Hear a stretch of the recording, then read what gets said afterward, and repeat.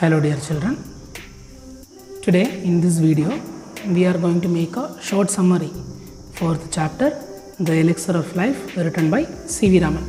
It was one of the most important chapters in our syllabus, as well as it is little difficult to understand some paragraphs in this chapter. So I thought if we make a summary for this chapter, it will be little more easy for you to understand and to learn this chapter. This chapter is starting with the difference between the imaginary elixir and the real elixir. So C.V. Raman is saying that since long years ago, people are searching for an imaginary elixir, that is divine amrita. The imaginary elixir is divine amrita, but we couldn't find it. But the real elixir is just beside us, just in our hands, that is the plain water. This chapter we can divide mainly into three parts, or I think we can make it into three sessions. In the first part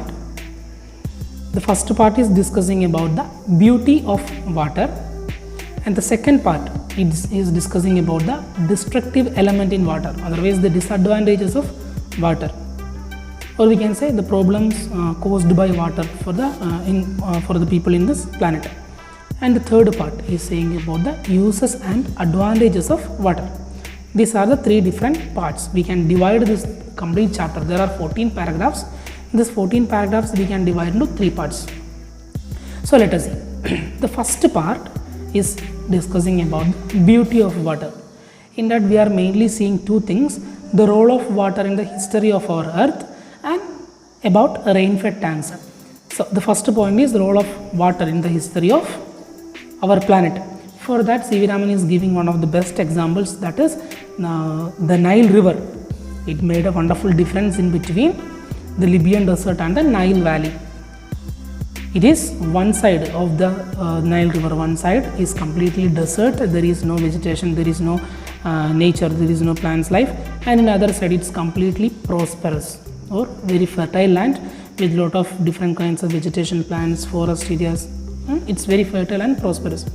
This beautiful difference is made by this river of Nile, the water of Nile River. It is coming from the Abyssinia, and it is collecting Abyssinia and central remote of Africa. From there it is flowing from there, and on the way it is collecting lot of silt, and it is deposited in the Nile Valley, and the soil became so fertile, lot of plants grown there. And C.V. Raman is saying that the total Egypt is made by the Nile River. This is one point. Another point in the first part is rain-fed tanks of South India. C.V. Raman is saying that the most beautiful vision in South India is rain-fed tanks, but people are neglecting its maintenance and not giving more importance for its maintenance. But mainly when the sun is rising or setting over one of them, this vision is compared with the human eye. That much it is very beautiful to see. The most beautiful vision is the rain-fed tanks in the South India. When it is filled with water, at that time if the sun rises or set over one of them, that vision, that picture is compared with the human eye on a face. It is the most beautiful vision, and these rain-fed tanks are helping for the agricultural field also. So these two things are discussing about the beauty of water in the first part of this chapter. I hope you understand. Then we can go to the second part. Second part is discussing about the destructive element of water, the destructive power of water. We have seen that lot of problems caused by water. It can be a tsunami, or it can be flood. In the last few years we are seeing in our country, different states are facing some problems due to this flood in the rainy season. So C.V. Raman is saying one of the main problems of water caused to this planet is soil erosion. That is one of the main problem of water.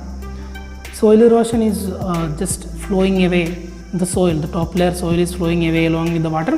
That is soil erosion. In the second part, 3 to 4 paragraphs are there. In the beginning of this session, C.V. Raman is giving some reasons of soil erosion. In that, main reason is heavy rainfall. When the rainfall is more, and the flow of water also will be more. Along with that water, top layer soil also is washing away and going with that water. So it is affecting agriculture. in a huge way. Along with this soil erosion, or apart from this, another few more reasons C.V. Raman is giving, mainly sloping of land, then removal of natural coat of vegetation, then existence of ruts, and no proper checking or no proper studies on this problems. These are the 4-5 points are the main reasons for soil erosion. First reason is heavy rainfall, then sloping of land. Third one is removal of natural coat of vegetation. Then fourth one is existence of ruts. Then the fifth one is no proper studies, no proper checks on this issue. These are the reasons for soil erosion C.V. Raman is giving. Then in the next paragraph, C.V. Raman is giving some preventive methods to control the soil erosion. The preventive methods are terracing of land, then under cultivation, planting suitable plants for a particular area, which tree is perfect for that area, how to control the soil erosion, which tree is perfect, which plant is perfect, according to that planting suitable plants, suitable vegetation in that area. Then construction of bunds. These 4 preventive methods, first one is terracing land, construction of bunds, under cultivation, then planting suitable vegetation. These 4 steps to prevent the soil erosion. C.V. Raman is giving this 4 steps. So this is the second section. Then in the third part, as I already told you, third part is discussing about the uses and advantages of water. In that we are seeing different uses of water, how we can make use of water, what are the advantages, or in which way we can use water for the development of our country. These all things we are seeing in the third part. Third part starting with a beautiful sentence: water is the basis of all life. C.V. Raman is starting the third section with a beautiful sentence, that is, water is the basis of all life. So C.V. Raman is saying that water is the basis of all life, all the living organisms, it can be whether it is animal kingdom or plant kingdom, we need water for all these living things on this planet. So no physiological activities are possible without water. So water is the basis of all life, no physiological activities are possible. Then apart from this, moisture in the soil is essential for the growth of plants and trees in this planet. This is saying about the uses of water. Then we see the main sources of water. Main sources of water is first source is underground water. Then another 2 sources are rainfall and snowfall. These are the main 3 sources of water in our planet: rainfall, then snowfall, and apart from these 2, underground water. So C.V. Raman is saying that when we get heavy rainfall, this water we have to conserve, we have to store in the soil only, then only it will be underground water, then we can use in the future. But what is happening when the rain is falling, this water, it's just flowing away to the river and streams. From the river and streams, directly it is going to the ocean. So because of this, we are not getting any use from this water. Just when the rain falls, this water is going to the river, and from there it is going to the sea. So we have no use of this. So how we can stop this, how we can control this, how we can conserve water? C.V. Raman is giving some ideas. To conserve water, C.V. Raman is suggesting one new technique, that is civilized forest. What is civilized forest? Civilized forest is man-made forest or artificial forest. It is different from the normal forest. Civilized forest is for a particular area, the suitable trees we are planting. This suitable plants will conserve the water, and it will help to stop soil erosion. It will check the soil, and it will hold the soil on the earth surface only, and it will store this water. So it is double purpose. Civilized forest has double purpose. One is it will check the soil erosion, and it will conserve water in the soil only. So because of these 2 things, civilized forest is like highly recommended technique in our present situations.